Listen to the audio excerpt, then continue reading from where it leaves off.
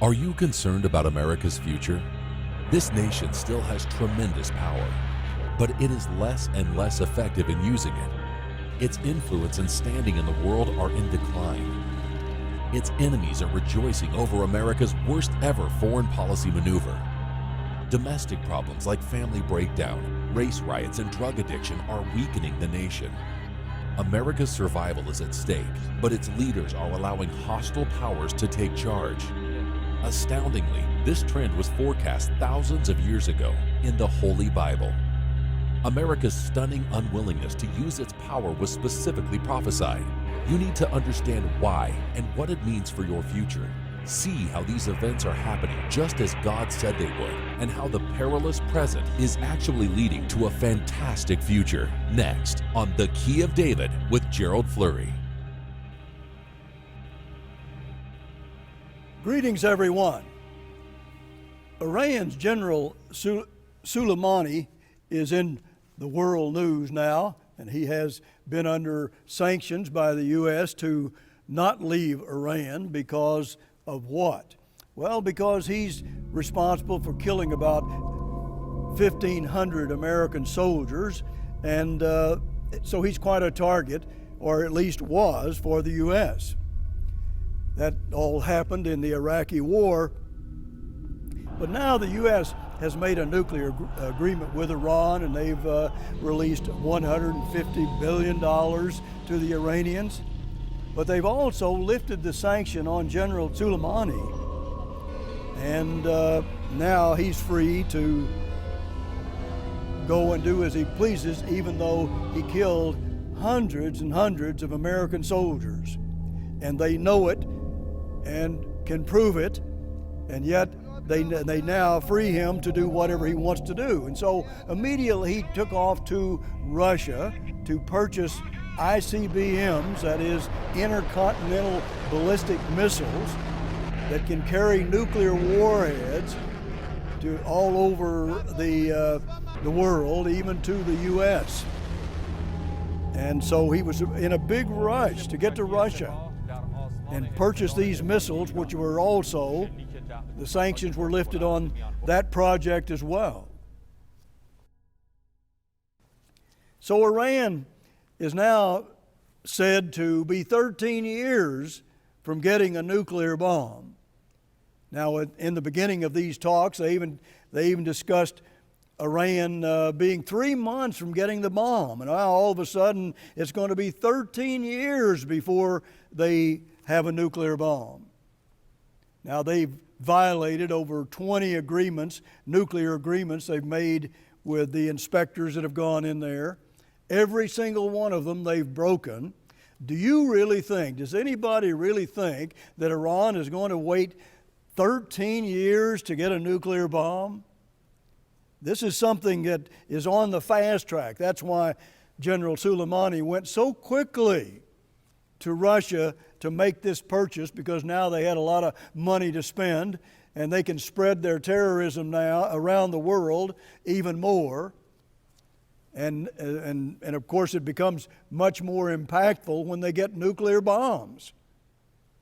So this is all extremely bad news, and it seems to me almost anybody ought to be able to see that we're living in somewhat of a fantasy world. But you can even see by Soleimani's movement to Russia how immediately going there shows how they're speeding up the process of not only the bombs but the missiles, and it's all one big project, and they're in a big hurry. And yet we continue to give them virtually everything they want. Now, I'm not blaming any one political party or any one man for this, because when you look into the prophecies, you will see that if you understand who Israel is, and our book on the United States and Britain in Prophecy will explain that to you. But if you understand who Israel is, you know that God blames the people for what's happening in the U.S. and Britain and the Jewish state. He blames the people for what's going on because of certain things that they are doing. He doesn't blame one political party or one leader or anything like that. But let me read to you. This is something taken from our Trumpet Weekly, and it's about Soleimani, and taken from the Al Monitor, September the 1st, and it says this: Soleimani, the commander of Iran's Quds Force, a division of the Islamic Revolutionary Guard Corps in charge of operations outside the country's borders, gave what was billed as a special speech to the Assembly of Experts September the 1st to discuss regional matters. Parts of the speech were shared with Iranian news agencies by members of the assembly in attendance. In an interview with Tasnim news agency, General Soleimani said the collapse of American power in the region has happened. It has happened. The power of America has collapsed in that region, in the Middle East. Now, these are his words, and this was said right after the nuclear deal. Why would you think he'd say that? And of course, this is all prophesied in your Bible, and we've been talking about it for years and telling you exactly what Iran was going to do for decades. And now it's all coming to pass. But why would Soleimani say that, well, the collapse of American power in the region has happened immediately after that nuclear deal? Why would he say that?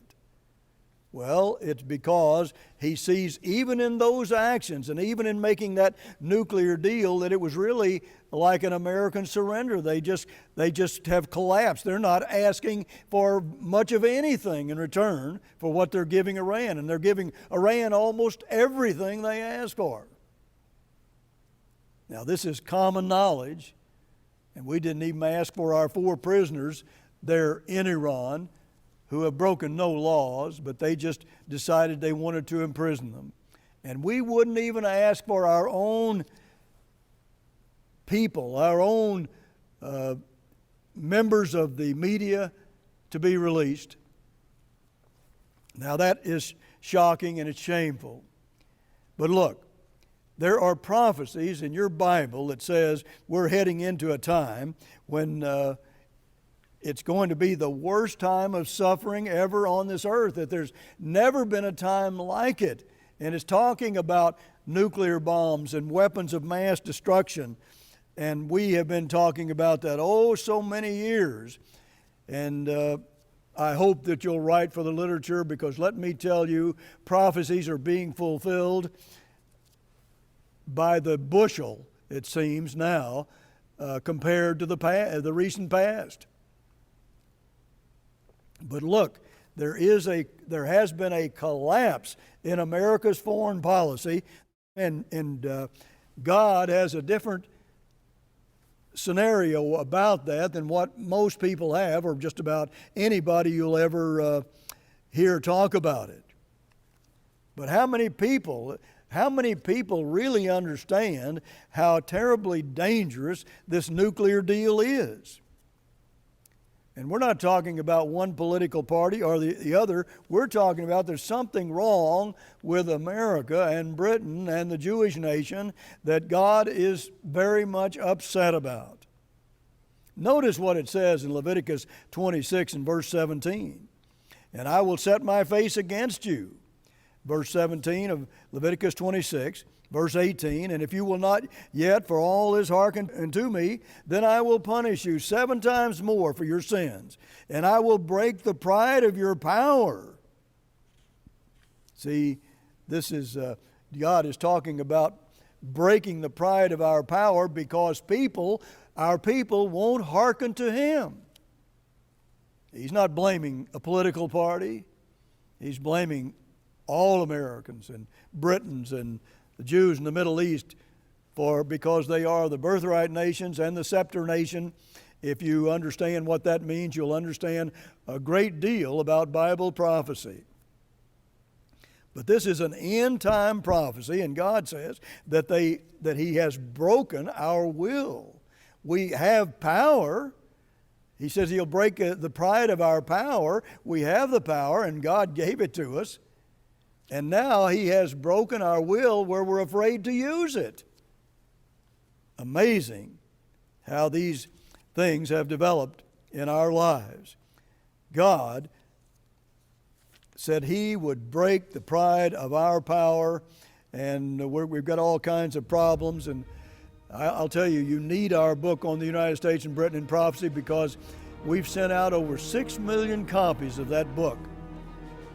And it is a book very much in demand on our television program. God is concerned about people not hearkening to Him. We have a lot of things going on in America that God is concerned about. I just heard this week on the news that the U.S. casualties of heroin users has doubled since 2011. It's doubled, the casualties have. And now it's very cheap. They can get it in here very cheap because they've got a lot of, it's done by the drug cartels, and they're using the gangs, and it's causing all kinds of crime in America. And it says in Ezekiel 7 and verse 23, make a chain, for the land is full of bloody crimes, and the city is full of violence. See, violence is just exploding in America, and it's all because of a lot of it's because of the drugs and because of gangs coming in from other countries through our southern border. All kinds of terrible problems, and we're seeing it happen, the violence happen just weekly, it seems, in our news media. Notice Daniel 9 in verse 10, and I'll show you where that Leviticus 26 and verse 19 is an end-time prophecy. It's for today, for right now. Let's go to Daniel, which is a book really only for this end time. Daniel 12 and verse 4 and verse 9. But let's look at Daniel 9 and verse 10. Neither have we obeyed the voice of the eternal our God, yea, all Israel. Well, who is that? Well, it's a lot more than a little nation in the Middle East. It's 12 nations in this end time, but God is focusing on 3 of them, the 2 birthright nations and the scepter nations, because they've had a special relationship with God, and they've forgotten that history, and they've forgotten all about God and what their history really is. And God is concerned about that. Notice verse 12, and He has confirmed His words which He spoke against us and against our judges that judged us, by bringing upon us a great evil. For under the whole heaven has not been done as has been done upon Jerusalem. Now Jerusalem was the ancient capital, and it's a type of all Israel. But I want to show you that this all leads into the best news you've ever heard in your life. But it's going to be preceded by tremendous suffering, the worst ever on this planet. Notice verse 13. As it is written in the law of Moses, that includes Leviticus. And of course it's the Pentateuch, or the first 5 books of the Bible. And look, notice it's in this end time book, and it's saying this is all was prophesied to happen in this end time. And yet, how many people believe their own Bibles? Notice what Daniel tells us, this book only for the end time. As it is written in the law of Moses, all this evil has come upon us, yet made we not our prayer before the eternal our God, that we might turn from our iniquities and understand your truth. Therefore has the Eternal watched upon the evil and brought it upon us, for the Eternal our God is righteous in all His works which He does, for we obeyed not His voice. You see, He's not blaming a political party or a political leader. He's blaming the people because of their transgressions. Iran is the #1 terrorist-sponsoring nation in the world, and they're spreading terrorism all over the Middle East and other parts of the world. And now we're helping them get the nuclear bomb and giving it a legitimacy that they never had before. And now they've got $150 billion to spend on spreading terror and developing their nuclear program and their missile program so they can have missiles to strike the U.S., and they're boasting about being able to do that and say they desire to do it. These are the people we just made that wonderful nuclear deal with. Now, there's no other nuclear power that talks like that. I'll tell you, that's a mad foreign policy that they have.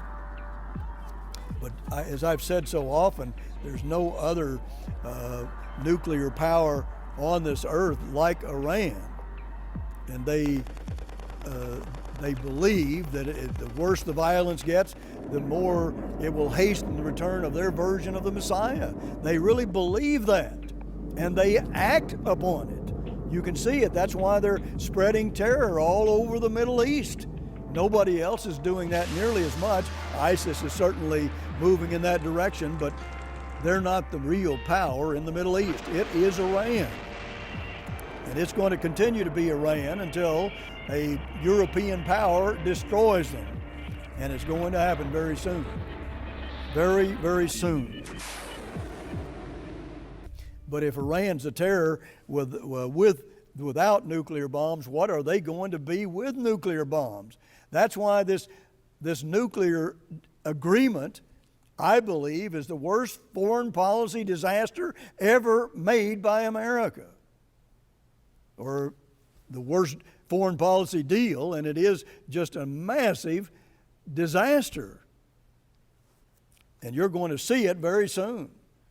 I'm telling you, it won't take long. They've broken over 20 nuclear agreements already, every single one, as I said before, and yet we go ahead and walk into this and act like they can be trusted. They cannot be trusted. They lie as a way of life. Notice another quote here from the Washington Free Beacon, where it says, the senior Iranian military official has vowed to set fire to all U.S. interests in the region and maintained that the Islamic Republic welcomes war with America, according to regional reports demonstrating that Tehran is still committed to fighting the United States in the wake of a recently inked nuclear accord. Well, isn't that amazing? We just made this nuclear deal with them, and they say, hey, that doesn't stop us from declaring war on America. We're going to have war with them. Their desire is to do that. They make that public. They speak about it publicly. Do we realize the danger of this world that we're living in? This is the spark that's going to lead us into a nuclear Armageddon. It's going to happen, and we're cooperating with it in an amazingly dangerous way. And they go on to talk about how they're threatening to annihilate the U.S. as well as a little nation called Israel. And this was one of the commanders made that statement. One of the prestigious leaders of the country made that statement.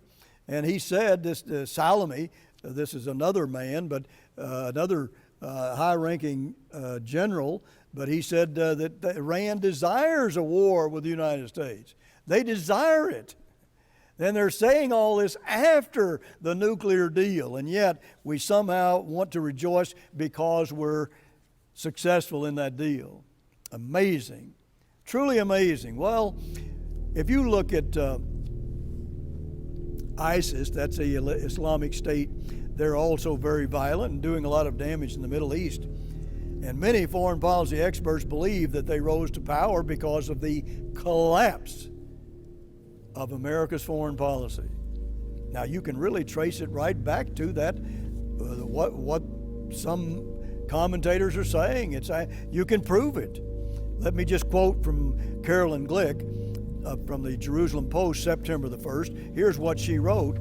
The Islamic State, or ISIS, goal is apparently to convince the young Brotherhood members, that is in Egypt, to join forces.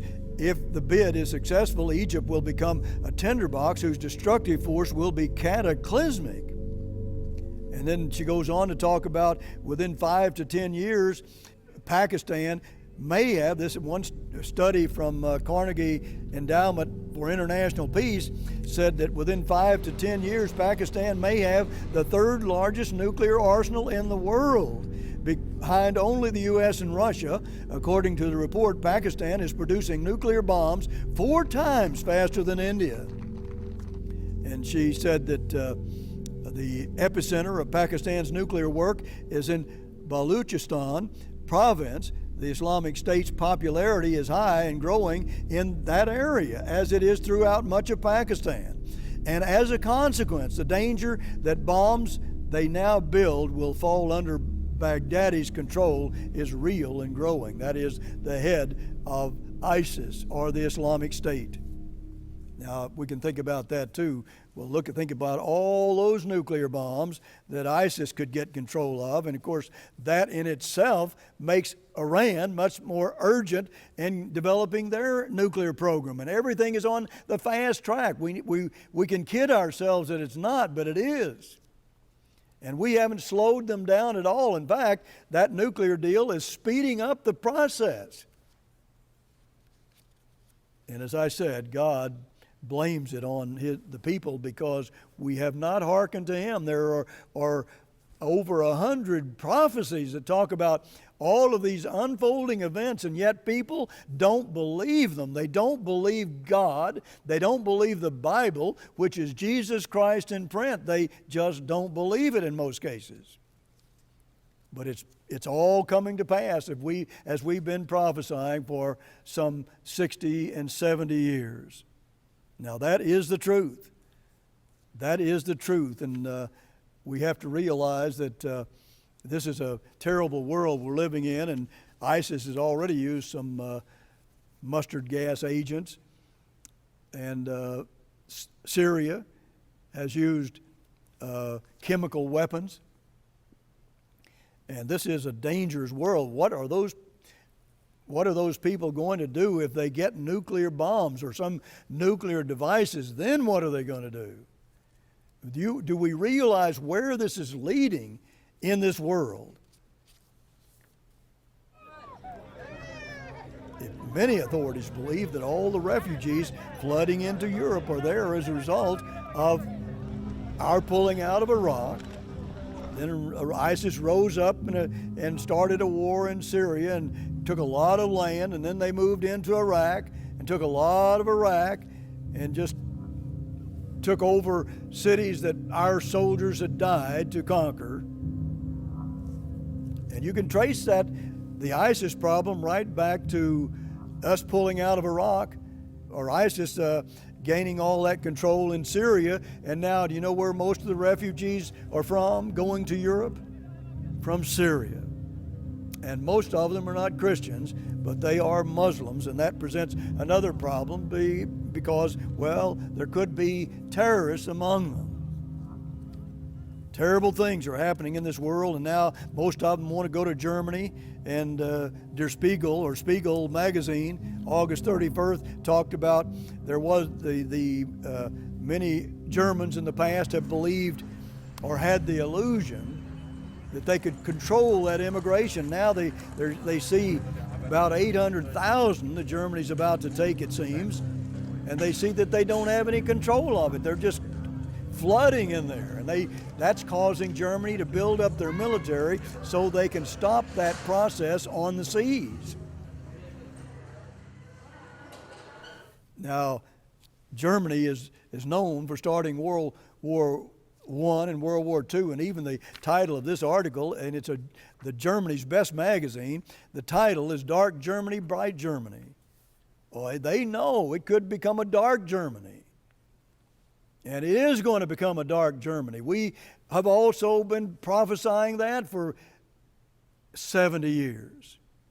It is going to turn to the dark side. It's going to become the Holy Roman Empire, and it's going to destroy Iran and their affiliates and their alliances. That's what Bible prophecy says.